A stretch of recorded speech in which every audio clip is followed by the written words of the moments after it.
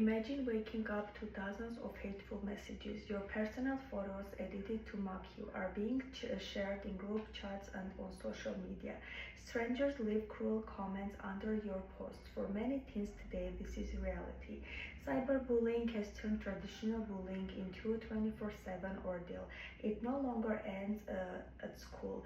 It follows teens into their bedrooms, affecting their self-worth, safety, and mental health.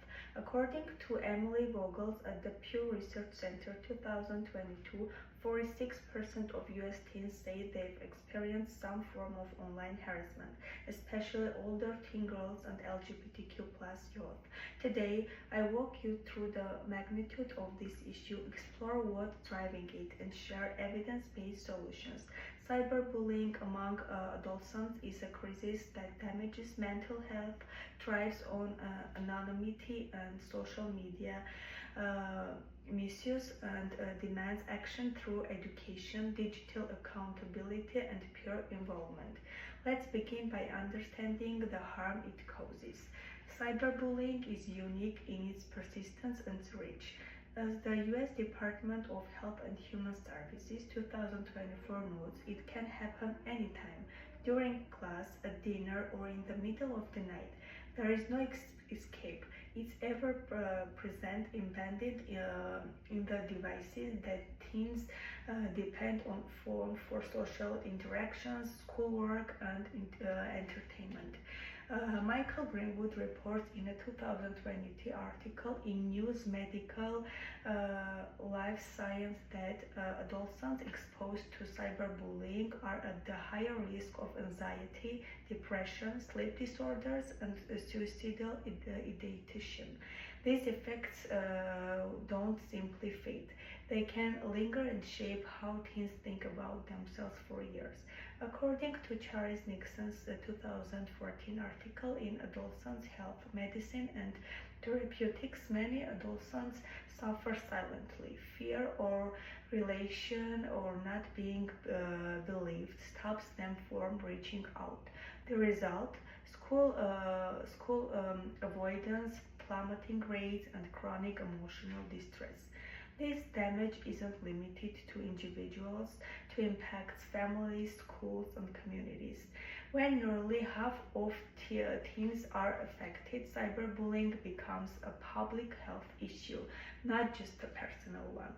Now that we understand the damage cyberbullying causes, let's examine what fuels it. So, what fuels this epidemic? Arlene Kunstin, writing in 2024 for Very Well Mind, explained that teens often act out online because of emotional immaturity and the lack of empathy. A worse sense of the emotional detachment screens provide. It's easier to hurt someone when you don't have to see their face. And a UNICEF article updated in January 2025 highlights the role of anonymity. Many social platforms allow users to hide behind fake profiles. This makes bullies feel they can act without consequences, especially when apps like Snapchat offer disappearing messages that make it harder to track abuse. Zhu et al. Published a research from teens in public health in 2021, which identifies weak digital literacy and poor parental monitoring as contributing factors. Teens often don't understand the long-term consequences of their posts, while parents struggle to keep up with fast-evolving platforms. Institutional gaps are also to blame. Nixon 2014 points out that many schools lack of training and policy to efficiently address cyberbullying. Some dismiss it as a home issue despite its visible effects in the classroom.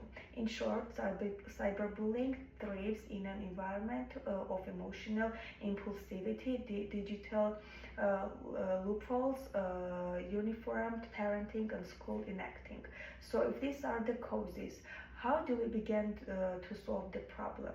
Thankfully, solutions exist. UNICEF strongly recommends integrating digital citizenship into school curricula, teaching empathy, responsibility, and awareness of online consequences can reduce harmful behavior before it begins. Social media itself can be part of the solution.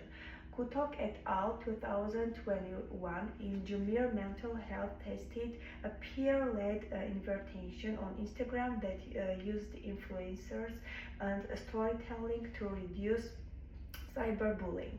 Results showed a drop in bullying behavior. When teens speak to each other, they listen.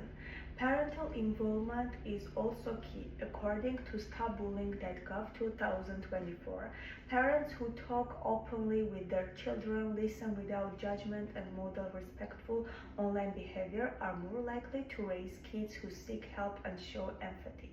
Policy change matters too. Zhu et al. 2021 urged lawmakers to require platforms to improve moderation and reporting tools. Algorithms shouldn't only engage users, they should protect them. Tech companies must be held responsible for safety.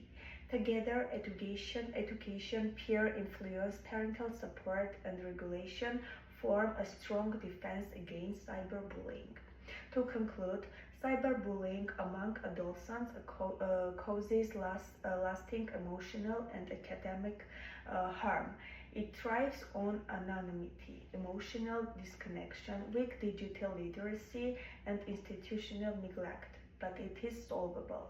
We need better education, smarter tech regulation, and more engaged parenting. Each of us, whether teacher, parent, student, or tech user, has a role in creating a safer online world. The next time you scroll through your feed, remember, your comment can be a weapon or a lifeline. Choose kindness, choose action.